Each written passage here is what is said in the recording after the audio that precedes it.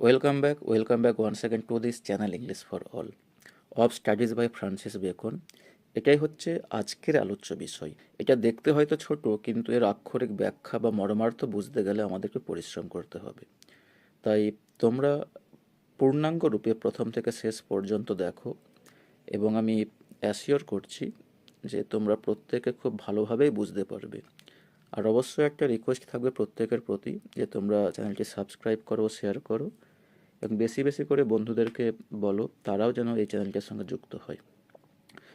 চলো এবার শুরু করি আজকের যে আলোচ্য বিষয়, অফ স্টাডিজ। দেখো, ফ্রান্সিস বেকন একজন সায়েন্টিস্ট ছিলেন, তিনি পলিটিশিয়ানও ছিলেন, এবং তার অসংখ্য লেখা আছে যেগুলো অফ দিয়ে শুরু হয়। যেমন অফ স্টাডিজ পড়ছেন, এরকম অফ রিডিং আছে, অফ রাইটিং আছে, এরকম অসংখ্য লেখা আছে যেগুলো কোনো একটা পার্টিকুলার টপিকের ওপর জোর দিয়ে লেখা। বর্তমানে এই প্রবন্ধটি লেখা হয়েছে যে পড়াশুনোর গুরুত্ব কী, পড়াশুনো মানুষের জীবনে কতটা গুরুত্বপূর্ণ ভূমিকা পালন করে, সমস্ত কিছুই এখানে পুঙ্খানুপুঙ্খ বলা আছে। আমি এই ভিডিওর শেষে তোমাদের সঙ্গে একটা ছোট্ট সামারি শেয়ার করব, যেখানে খুব সহজে টপিকগুলো মনে রাখতে পারবে, পয়েন্টগুলো মনে রাখতে পারবে, যে পড়াশুনোর কোন কোন দিকগুলো ভালো, কোন কোন দিকগুলো খারাপ, বা কীভাবে পড়াশুনো সম্পন্ন করতে হয়, সমস্ত কিছুই সেই জায়গায় থাকবে। তাই তোমরা কোনো স্কিপ না করে অবশ্যই দেখো। চলো এবার বাংলা মানে আমরা শুরু করি। প্রথম লাইনটা দেখে নাও। Studies serve for delight, for ornament and for ability. এখানে পড়াশুনো করার তিনটে যে গুরুত্বপূর্ণ দিক, পড়াশুনো করলে কি কি লাভ হতে পারে, সেই জিনিসটা পুঙ্খানুপুঙ্খ বলে দেওয়া আছে। ডিলাইট মানে হচ্ছে আনন্দ, অর্নামেন্ট মানে হচ্ছে অলংকার, যাকে আমরা বলি কথাবার্তার যে অলংকার। অতএব অলংকার বলতে এখানে সেই যে গায়ে পরা গহনা বা সোনার রূপে এই রকমের কোনো অর্নামেন্ট নয়, এখানে আমাদের কথা বলার যে অলংকার। অতএব যে মানুষ যত বেশি সুন্দরভাবে কথাবার্তা বলতে পারে বিভিন্ন অলংকারের সাহায্যে, তাকে বলি অর্নামেন্টেশন। আর কি না, এবিলিটি, দক্ষতা। অতএব পড়াশুনো কী করে? সার্ভ ফর ডিলাইট, পড়াশুনো আমাদের জন্য সম্পাদন করে আনন্দের একটা কারণ। অর্থাৎ পড়াশুনো আমাদেরকে কী দেয়? আনন্দ দেয়। ফর অর্নামেন্ট, আমরা কী করে পড়াশুনো করলে আমরা অলংকারের সাহায্যে খুব সহজে কোনো একটা টপিককে বলতে পারি, এবং সেটা হচ্ছে খুব রসিক করে বলতে পারা হোক বা খুব সাজিয়ে গুছিয়ে বলতে পারা হোক, এই জিনিসটা আমরা অ্যাচিভ করতে পারি। আর ফর কি না, এবিলিটি। অতএব দক্ষতা একটা অর্জন হয় পড়াশোনা করলে, আমাদের একটা দক্ষতা অর্জন অবশ্যই হয়, একটা স্কিল আমরা ডেভেলপ করতে পারি, এবং যার সাহায্যে আমরা কোনো একটা কাজকে হয়তো খুব সহজেই করতে পারি। এবং এই পড়াশোনা হচ্ছে এমন একটা জিনিস, এটা আমাদের মধ্যে সেই এবিলিটি তৈরি করে, যার সাহায্যে কোনো গুণ ভাগ, যে কোনো জটিল সমস্যাকে আমরা হয়তো মনে মনেই সম্পন্ন করতে পারি।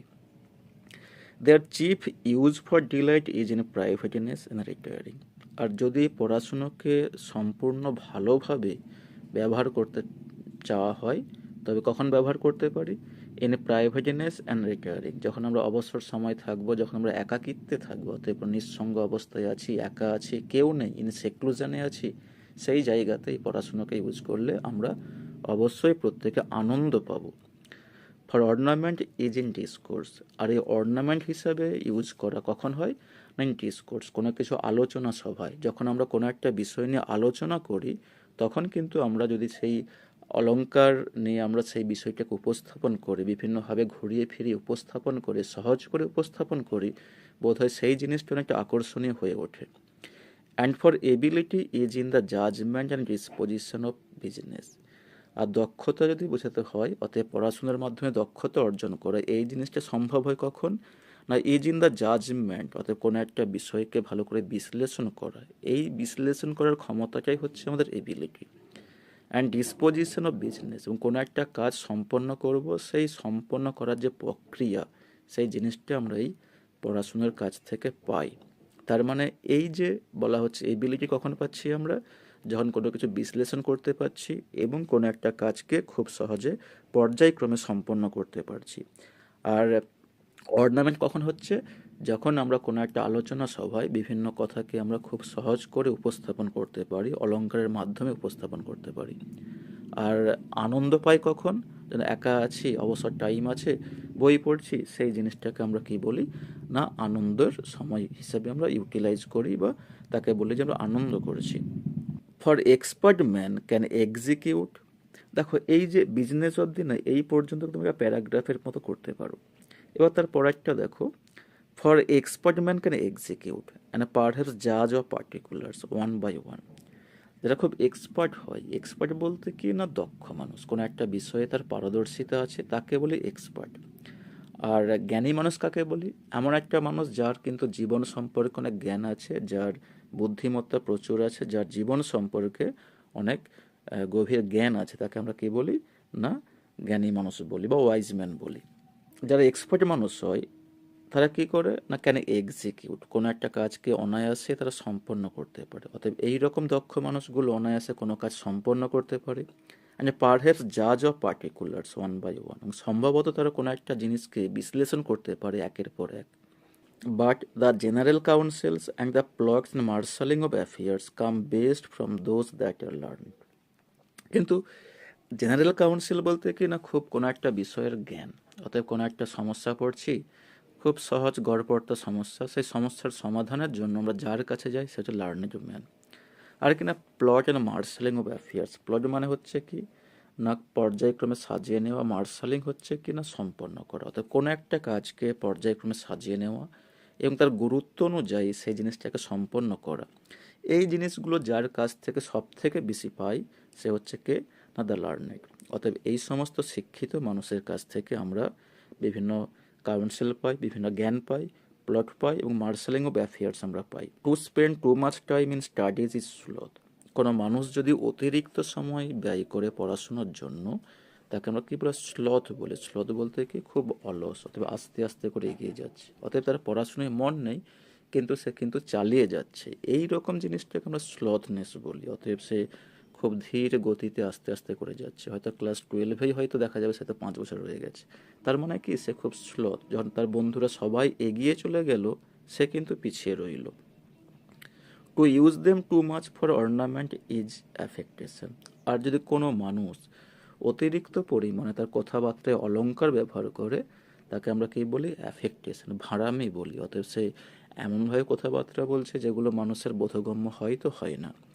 ফর এক্সাম্পল, কোনো একজন নিরক্ষর মানুষকে বললাম যে তৃণ বা মৃগ, অর্থাৎ হরিণকে আমরা মৃগ বলি আর ঘাসকে আমরা তৃণ বলি। তো খুব সহজেই কিন্তু ওই মানুষটা যে পড়াশোনা করেনি সে হয়তো অবাক হয়ে তাকিয়ে থাকবে, আরে মৃগ জিনিসটা কী। অর্থাৎ এইরকমভাবে ঘুরিয়ে ফিরিয়ে বলা, এই জিনিসটাকে আমরা কী বলি, ভাড়ামি ছাড়া কিছুই নয়। To make judgement wholly by their rules is the humour of a scholar. আর যদি আমরা জীবন সম্পর্কে আমাদের যাবতীয় বিচার বিশ্লেষণটা করি কার সাহায্যে, বাই দেয়ার রুলস, ওই সমস্ত বইয়ের মধ্যে লেখা নিয়মের দ্বারা, তবে কি হবে, is the humour of a scholar. এই জিনিসটাকে আমরা বলবো কি, একটা শিক্ষিত মানুষের রসিকতা ছাড়া কিছুই নয়। সত্যিই তো বাস্তব জীবনে আমরা দেখি যে বিভিন্ন নিয়ম যেগুলো বইয়ে লেখা থাকে সেগুলো হয়তো বাস্তবে অ্যাপ্লিকেবল নয়, কিন্তু আমি কি করলাম, সেই নিয়মটাকে পড়ে বাস্তবে আমি কাজে নেমে পড়লাম, তো ফাইনালি আমি কিন্তু আনসাকসেসফুল হলাম। তখন কি মনে হবে যে আরে লেখক যা বললো বা বইয়ের মধ্যে যা লেখা আছে ওই জিনিসটা তো আমার কোনো কাজে লাগলো না। এই জিনিসটাকে বলা হচ্ছে humour of scholar. They perfect nature and are perfected by experience. এই যে পড়াশুনো, এরা কি করে না, পারফেক্ট নেচার। নেচার বলতে কি বোঝাচ্ছে না, নেচার বলতে আমাদের যে চারিত্রিক গুণাবলী, প্রকৃতিকে কিন্তু বলছে না। অতএব একজন মানুষ যদি পড়াশোনা করে তার যে চারিত্রিক গুণাবলীগুলো অনেকটা পরিশীলিত হয়, অনেকটা ভালো হয়, অনেকটা পারফেক্ট হয়। And are perfected by experience, এবং ওই চারিত্রিক গুণাবলীগুলো আরও নিখুঁত হয় যখন সে জীবন থেকে আরও অনেক বেশি অভিজ্ঞতা অর্জন করে। For natural abilities are like natural plants. কারণ তোমরা প্রত্যেকেই জানো যে ন্যাচারাল এবিলিটিস, অতএব স্বভাবসিদ্ধ যে দক্ষতা বা সক্ষমতা, আর লাইক ন্যাচারাল প্ল্যান্টস, সেগুলো হচ্ছে আমাদের ঠিক স্বাভাবিক উদ্ভিদ যেমন হয়, গাছপালা যেমন হয়, ঠিক তাদের মতো। দেখেন নিড প্রুনিং বাই স্টাডি, এবং এই গাছপালাগুলোকে আমরা যদি প্রুনিং করতে পারি, প্রুনিং বলতে কাঁচির সাহায্যে কেটে ফেলা। আর অনেক সময় দেখি না রাস্তার ধারে খুব সুন্দর ফুল বাগানগুলোকে খুব স্ট্রাকচার করে কেটে ফেলা আছে, প্রুনিং বলা হয়।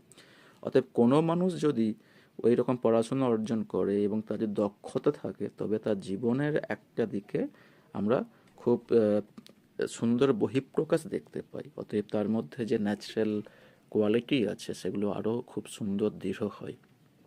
জাস্ট এই জিনিসটাকে এইরকম বুঝে নাও যে মনে করেন সচিন তেন্ডুলকর খুব ভালো খেলোয়াড়, ক্রিকেটার, ব্যাটসম্যান হিসেবে খুব ভালো বিখ্যাত। যদি কোনোদিনও কোচ তাকে বলে যে তুমি একটু বোলিং করবে চলে এসো, ফিল্ডিং করবে চলে এসো, বা ফিল্ডিংয়ের উপর জোর দাও বেশি, তখন কি হবে যে ওই ব্যাটসম্যানটা কিন্তু বা ওই খেলোয়াড়টা তখন তাদের ব্যাটিং লাইনের উপরে জোর হয়তো একটুখানি কম পড়ে যাবে। এবার যদি কোনো কোচ কি বলে যে যে তুমি ফিল্ডিংয়ের ওপর জোর দেওয়ার দরকার নেই বা বোলিংয়ে জোর না দিলেও চলবে, তুমি ব্যাটিংয়ের ওপর জোর দাও, তার মানে কি হচ্ছে তার যে দক্ষতা ছিল সেখান থেকে কি করছে ওই যে বোলিং বা ওই যে রিডিং এগুলোকে কেটে দেওয়া হচ্ছে, ফলে কি হচ্ছে তার ব্যাটিংয়ের দিকে প্রচুর পরিমাণে মন পড়ে আছে। এই জিনিসটাকে প্রুনিং বলা হচ্ছে। অতএব একজন মানুষ তার ন্যাচারাল এবিলিটি সেটা আরও বেশি অর্জন করতে পারে, আরও বেশি খুব সূক্ষ্ম হতে পারে। কখন না বাই প্রুনিং। অতএব প্রুনিংয়ের দ্বারা এই জিনিসটা সম্ভব। And studies themselves do give forth directions too much at a large.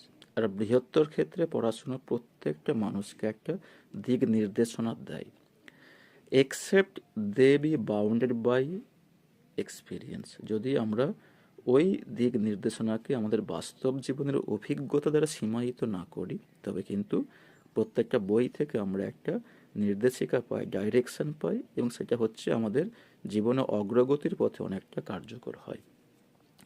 ক্রাফটিম্যান contempt studies. যারা ক্রাফটিম্যান হয়, ক্রাফটিম্যান খুব ধূর্ত মানুষ, চালাক মানুষ। তোমরা যখন ওথেলো পড়েছিলে, সেই ওথেলোতে আমরা আয়াগো সম্পর্কে পড়ছিলাম। আয়াগো কে ছিল? ক্রাফটিম্যান ছিল। সে খুব ধূর্ত মানুষ ছিল। ধূর্ত বলতে কি না, খুব চালাক। অতএব সে মানুষের ভালো করার দিক থেকে ছিল না, কিন্তু সে এমন চালাক ছিল যে কোন দিক থেকে, নেগেটিভ যে কোয়ালিটিগুলোর দিক থেকে খুব চালাক ছিল। এইরকম মানুষদের ক্রাফটি ম্যান বলি। অতএব যে ক্রাফটি ম্যান হয় ওরা কি করে না পড়াশুনোকে ঘৃণা করে। অতএব যেহেতু ওরা পড়াশুনো জানেই না, তাই ওরা কি করে যে পড়াশুনো খুব খারাপ জিনিস মনে করে। এই জায়গাতে একটু যদি বলি, আমি মনে করে নাও যে আমরা খুব সহজ করে একটা বুঝি না যে পড়াশুনো করে যে গাড়ি ঘোড়া চড়েছে, খুব একটা সিম্পল টার্ম আমরা প্রত্যেকে ইউটিলাইজ করি। কিন্তু যখন ক্রাফটি ম্যানগুলো এই লাইনটা শুনে, যেহেতু ওরা পড়াশুনোকে ঘৃণা করে তাই বোধহয় রেগে যায়, এবং ওরা তখন বলতে থাকে যে পড়াশোনা করে যে গাড়ি চাপা পড়ে সে, অতএব পুরো মানেটাকে চেঞ্জ করে দেয়। এই রকম মানুষগুলো ক্রাফটিম্যান হয়, এবং এরা কী করে পড়াশুনোকে কন্ডেম করে, ঘৃণা করে। সিম্পল মানে অ্যাডমায়ার দেয়। আর খুব সহজ সরল মানুষ যারা একেবারে শিক্ষা জানে না, তারা কী করে শিক্ষাকে অনেকটা শ্রদ্ধা করে। And wise man use them. আর জ্ঞানী মানুষেরা কী করে ব্যবহার করে। For the teach not their own use. কারণ কোনো একটা বই সে আমাদেরকে বলে দেয় না কিভাবে তার ব্যবহার করতে হয়। বাকি that is a wisdom with them. কিন্তু একটা বিজ্ঞ মানুষের মধ্যে আমরা ওই জ্ঞানটা পাই যার মধ্যে বই নেই হয়তো, কিন্তু উইজডম বা বিজ্ঞতা পাই। জিনিসটা কীরকম হলো তবে, একটা জ্ঞানী মানুষ সে কী করলো, বই পড়লো। তো বই পড়বার পর কী করছে, বই তো রেখে দেয়, তাই না? কিন্তু তার মনের মধ্যে কি হয়, ওই বইয়ের যাবতীয় জ্ঞানগুলো তার মনের মধ্যে সমাহিত হয়। ফলে সেই মানুষটা যেন ইন্টারনালাইজ করে নেয় ওই বইয়ের যাবতীয় জ্ঞান। অতএব তার প্র্যাকটিক্যালি তার কাছে বইটা নেই হয়তো, কিন্তু তার মনের মধ্যে উইজডমটা এখনও আছে। তাই বলছে that is a wisdom with থাকে। হ্যাঁ, ওই সমস্ত মানুষগুলোর মধ্যে বিজ্ঞতা পাওয়া যায় যদি প্র্যাকটিক্যালি বইটা নেই। যে above them won by observation. আর ওই প্র্যাকটিক্যাল জ্ঞানগুলো কী হয়, আস্তে আস্তে করে আরও বেশি সূক্ষ্ম হয় অবজারভেশনের দ্বারা। অর্থাৎ একজন মানুষ যখন বই পড়ে জ্ঞান অর্জন করলো এবং আস্তে আস্তে করে সে প্রকৃতি থেকে অনেক কিছু এক্সপিরিয়েন্স করলো, অবজার্ভ করলো, ফলে কী হবে, তার উইজডমটা আরও বেশি বেড়ে যাবে। তাই বলছে যে ওয়ান বাই অবজারভেশন, ওই উইজডমগুলো যেন আরও বেশি জোরালো হয় যে দর্শনের দ্বারা। অতএব জীবন সম্পর্কে যে দর্শন বা অবজারভেশন, জীবন সম্পর্কে যে পর্যবেক্ষণ, তার দ্বারা। তারপর একটা read not to contradict and confuse. যে পড়াশুনো কেন করব আমরা, যে প্রথমেই বলছি যে পড়াশুনো করব নট টু কন্ট্রাডিক্ট। অতএব কোনো কিছুর যে বিরুদ্ধচারণ, এই জিনিসটা করার জন্য কিন্তু পড়ব না। অ্যান্ড কনফিউজ, অস্বীকার করার জন্য পড়ব না। নট টু বিলিভ, কোনো কিছুকে অন্ধ মানুষের মতো বিশ্বাস করব না। অ্যান্ড টেক ফর গ্র্যান্টেড, আবার কোনো জিনিসকে আমরা একেবারে 100% যা গ্যারান্টি দেওয়া হচ্ছে এই হিসাবেও কিন্তু আমরা গ্রহণ করব না। অতএব কোনো কিছু সুনিশ্চিত এটাকে জেনেও আমরা কিন্তু ওটাকে আমরা গ্রহণ করব না। Not to find talk and discourse, শুধুমাত্র কথা চালিয়ে যাওয়ার জন্য, আলোচনা করার জন্য যেন আমরা পড়াশুনো না করি। তো কী জন্য পড়বো? But to weigh and consider, যেন আমরা ভালো করে সেই জিনিসটার গুরুত্বকে উপলব্ধি করতে পারি, সেই জিনিসটা কতটা মূল্যবান আমাদের জীবনে, আমাদের জীবনের জন্য কতটা গুরুত্বপূর্ণ হতে পারে, সেই জিনিসটাকে আমরা ওয়ে করতে শিখি অ্যান্ড কনসিডার, এবং বিবেচনা করতে শিখি। Some books are to be tasted. হ্যাঁ, সেখানে কিছু বই আছে যে বইগুলোকে আমাদের টেস্ট করা উচিত। টেস্ট বলতে কি না, যেমন আমরা রান্না বান্না করা হয় না, সামান্য হয়তো একটুখানি একটা আলু বা মাংসের টুকরোকে তুলে নিয়ে আমরা টেস্ট করে দেখি যে পুরোটা ঠিকঠাক আছে কি না। অতএব কিছু বই আছে যে বইগুলো পূর্ণাঙ্গ পড়বার দরকার নেই, সামান্য একটু অংশ পড়লেই হয়। Others to be swallowed. আবার কিছু বই আছে যে বইগুলোকে চিবিয়ে খেতে হয়। অতএব সোয়ালোড বলতে কি না, গিলে ফেলো। তুমি বুঝো বা না বুঝো, তোমাকে পুরোপুরি আত্মস্থ করতে হবে। যেমন অঙ্কের স্যাররা বলে না যে এই থিওরিটা মুখস্থ করতে হয়, ফিজিক্সের এই থিওরি মুখস্থ করে না, তুমি বোঝো বা না বোঝো সেই জিনিসটাকে পুরোপুরি আত্মস্থ করে নেওয়া, একে বলা সোয়ালোড করা। And some few to be chewed and digested. আবার কিছু বই আছে যে বইগুলোকে চিবিয়ে খাওয়া এবং হজম করা। অতএব চিবিয়ে খাওয়ার হজম করা হচ্ছে কি না, আমাদের যে খাওয়ার প্রক্রিয়ার সঙ্গে সম্পৃক্ত। আমরা যদি কোনো ভাত খাই বা কোনো কিছু খাই, চিবিয়ে খাই, হজম করতে পারি, তবে সেখান থেকে যে খাদ্য শক্তি পাওয়া যায় সেগুলো আমাদের দেহের পক্ষে ভালো। এখানে এই জিনিসটাই বলা হচ্ছে, একজন মানুষ যদি কোনো খাবারকে চিবিয়ে খায় এবং হজম করে, যেমন সেখান থেকে খাদ্য শক্তি পায়, তার দৈহিক বিকাশে কাজে লাগে।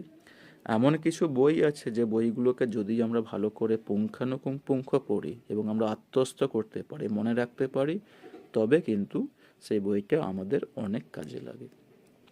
দ্যাট ইজ মানে যেমন আর কি, তো এক্সাম্পলের সাহায্যে বুঝে নেওয়া যাক, এখানে আমাদের লেখক তাই বলতে চাইছেন।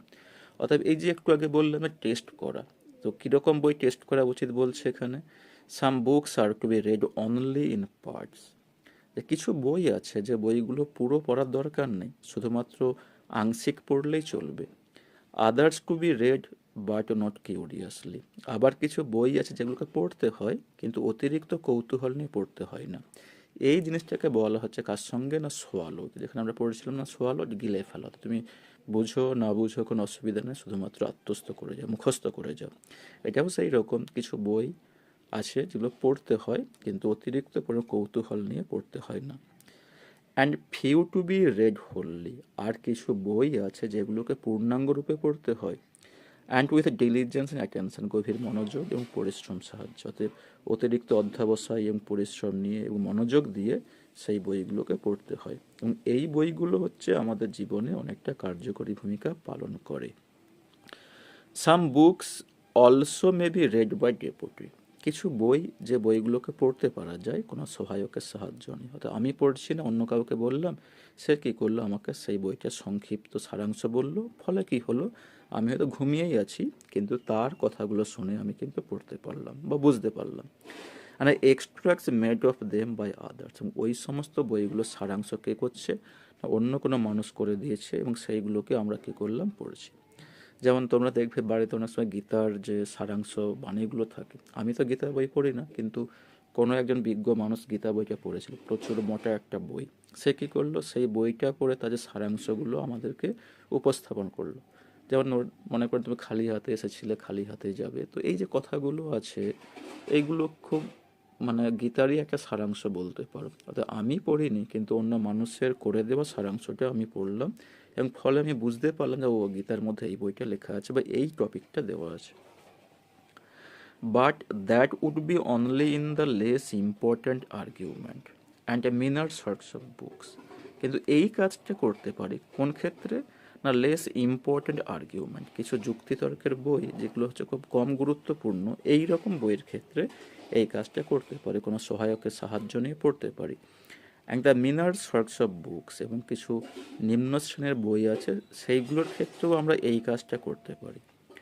Else distilled books are like common distilled water. নতুবা কী হবে না, ডিস্টিল্ড বুকস অর্থাৎ যে বইগুলো সারাংশ পড়ি, পুঙ্খানুপুঙ্খ পড়লাম না, শুধুমাত্র সার অংশটাকে তুলে ফেললাম এবং সেই জিনিসটা উপলব্ধি করলাম, সেই জিনিসটা কীরকম কার মতো হবে, আর লাইক কমন ডিস্টিল্ড ওয়াটার, সেগুলো ওই ফিল্টার করা জলের মতোই হবে, ফ্ল্যাশি থিংস অতএব চটকদার একটা জিনিস। ফিল্টার করা জল খুব পরিষ্কার স্বচ্ছ হয়, কিন্তু অনেক সময় অনেকে বলে যে খেতে কেমন লাগে বা বেস্বাদ মনে হয়, কারণ ফিল্টার করা জল হলে অনেক কিছু সেখান থেকে বেরিয়ে যায়। হয়তো ওই জলটা খুব চটকদার হতে পারে, চমকপ্রদ হতে পারে, কিন্তু হয়তো খুব একটা কাজে আসে না। ঠিক অনুরূপভাবে যে সমস্ত বইগুলো নিম্নমানের, সে বইগুলোকেও যখন আমরা এইরকমভাবে পড়ি, তখন কিন্তু শুধুমাত্র সারাংশটা নেই, পূর্ণাঙ্গ রূপে আমরা পড়ি না। Reading maketh a full man, conference a ready man, and writing an exact man. এবার এখানে বলছে যদি কেউ পড়াশুনো করে তো কি করতে পারে, যে মেকেথ, মেকেথ হচ্ছে আমাদের আর্কাইক টার্ম, এটা হচ্ছে বিবলিক্যাল টার্ম বা বাইবেল থেকে নেওয়া বলতে পারো, বা মিডল ইংলিশ যুগে এইরকম টার্মগুলো ইউজ করা হতো। এই মেকেথের আধুনিক টার্ম হচ্ছে মেক্স হতে পারে, যে reading maketh a full man, reading makes a full man, অর্থাৎ পড়াশোনা কী করে একটা মানুষকে পূর্ণতা দেয়, অর্থাৎ সে পূর্ণাঙ্গ মানুষে রূপান্তরিত হয়। কনফারেন্স এ রেডি ম্যান, আর যে মানুষগুলো বিভিন্ন যুক্তিতর্কে আলোচনায় অংশগ্রহণ নেয়, কনফারেন্স বা সম্মেলনে যায়, সে কী হয় না, রেডি ম্যান, সে খুব তৎপর মানুষ হয়, অতএব তার মধ্যে ওই যে বুদ্ধিমত্তা প্রচুর পরিমাণে থাকে। রাইটিং এন এক্সাক্ট ম্যান, আর যে মানুষটা নিয়মিত লেখাশুনো করে সে কী করে, তার লেখার দিক থেকে সে খুব এক্সাক্ট হয়, সে নিখুঁত হয়।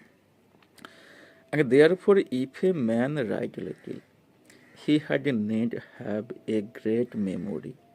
যদি একজন মানুষ খুব কম লেখাশুনো করে, অত কম লেখে আর কি, হি had a need have a great memory, তার যেন অতিরিক্ত পরিমাণে মেমোরি থাকে। অতএব একজন মানুষ কেন কম লিখে, তার কারণটা হচ্ছে কি, তার মেমোরি কম। অতএব সে তখনই বেশি লিখবে যখন তার মেমোরি বেশি হবে। ইফ ইউ কনফার লিটিল, একজন মানুষ যদি কোনো যুক্তিতর্কে খুব কম গুরুত্বপূর্ণ ইনফরমেশন দেয়, অতএব অতিরিক্ত ইনফরমেশন বা তথ্য দিতে পারলো না বা দিল না, শুধুমাত্র কম দিতে পারলো, he had a need have a present wit, তবে সে যেন তার যে মানে বর্তমান যে বুদ্ধিমত্তা এই বা তৎপর যে জ্ঞান আর কি, তৎপরতা, এই জিনিসটা যেন সে বাড়ায়। অতএব যার বেশি ইনফরমেশন দেওয়ার অদক্ষতা আছে, সে যেন তার এই প্রেজেন্ট উইট, অতএব বর্তমান অবস্থার সাপেক্ষে কিছু বলতে হবে বা কী ব্যবস্থা নিতে হবে, সেই জিনিসটার দিকে সে যেন অতিরিক্ত ধ্যান দেয়। And if he read little, আর যদি একজন মানুষ খুব কম পড়াশুনো করে, he had a need have much cunning, তবে তাকে অতিরিক্ত পরিমাণে ধূর্ত হতে হবে। কেন হতে হবে? To seem to know that he doth না, যাতে করে এটা প্রমাণ করা যায় যে সে কিন্তু কম পড়াশুনো করে না। অতএব তাকে বোঝাতে হবে যে দেখো আমি অনেক পড়াশোনা করি, আমার মধ্যে অনেক জ্ঞান আছে, অতএব অনেক চালাকি ভরে কথাবার্তা বলতে হবে। অতএব এই জিনিসটা একটু ভালো করে বুঝে নিতে হবে। মনে করে নেব একজন মানুষ সে কী করে, খুব কম লেখালেখির কাজ করে, অর্থাৎ যাতে করে মানুষগুলো বুঝতে না পারে যে সে কম লেখালেখির কাজ করে, তবে কিন্তু তাকে তার যে অনেক মেমোরি আছে সেই জিনিসটাকে দেখাতে হবে। সে বিভিন্ন কথাবার্তার মাধ্যমে তার যে মেমোরি, তার যে স্মৃতিশক্তির পাওয়ারটাকে উপস্থাপন করতে হবে।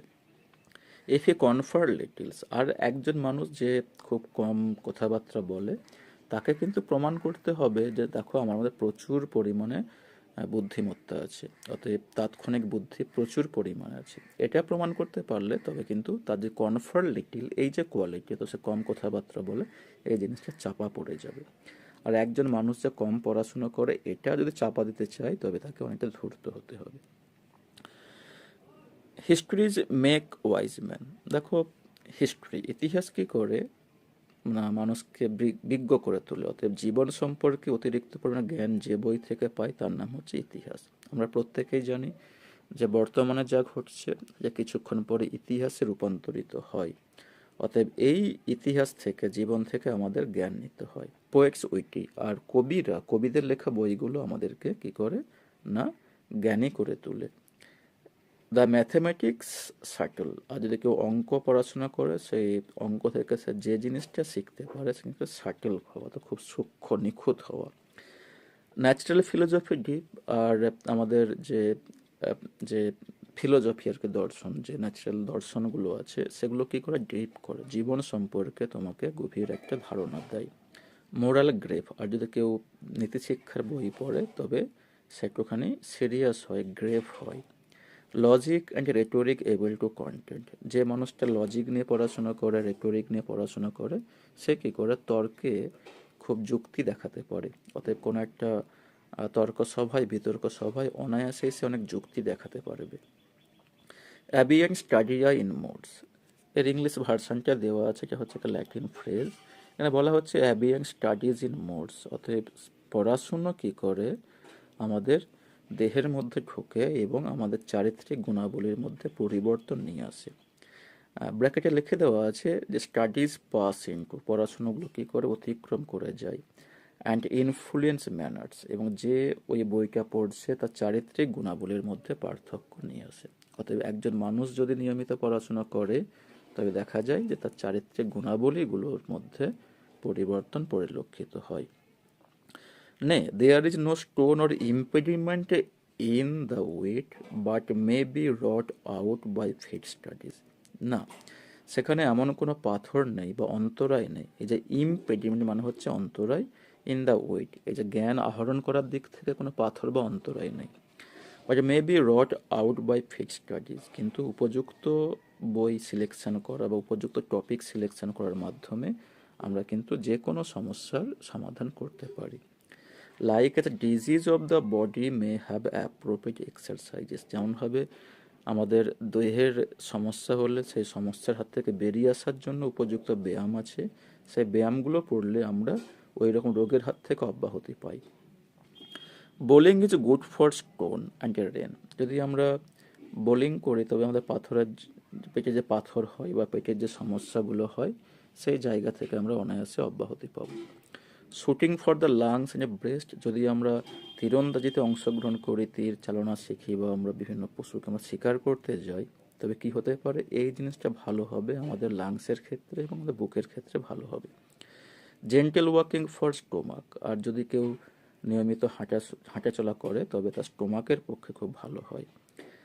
রাইডিং ফর হেড, আর কেউ যদি ঘোড়ার পিঠে অশ্বারোহণ করে বা চাপে তবে তার মাথার জন্য ভালো। অ্যান্ড লাইক, এইরকম আরও অনেক কিছু ব্যায়াম আছে যেগুলো আমাদের দেহের জন্য ভালো। সুতরাং if a man's will be wandering, যদি এমন দেখা যায় যে একজন মানুষের মন কী করছে এদিক ওদিক ছুটে পালাচ্ছে, তার পড়াশোনায় মন বসছে না, একাগ্রতা আসছে না, let him study the mathematics, তবে তাকে অঙ্ক করতে দেওয়া হোক। অর্থাৎ একজন মানুষ যদি অঙ্ক করে তার মন কী করে একাগ্র হয় এবং সে একটা অনেকটা অ্যাটেন্টিভ হয়, মনোযোগী হয় তার পড়াশোনার প্রতি। ফর ইন এ ডেমনস্ট্রেশন, বাস্তবিক পক্ষে if his will be called away never so little he must begin again, কারণ যদি দেখা যায় যে তার মনটা এদিক ওদিক পালিয়ে যাচ্ছে এবং সে অঙ্কটা কোনো মতেই সম্পন্ন করতে পারছে না, তবে তাকে পুনরায় আবার প্রথম থেকে শুরু করতে হয়।